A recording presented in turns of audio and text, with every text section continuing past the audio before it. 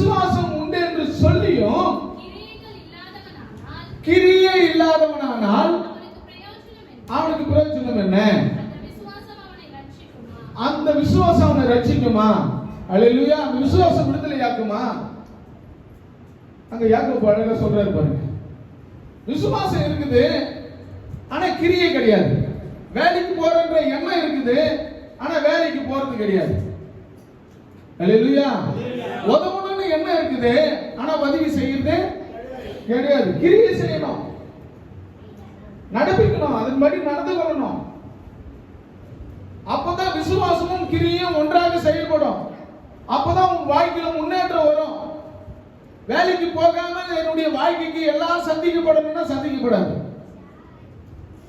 வேலை செய்யணும், வேலையில சம்பளம் வாங்கி நம்முடைய தேவைகளை, அந்த சம்பளத்தை கர்த்தர்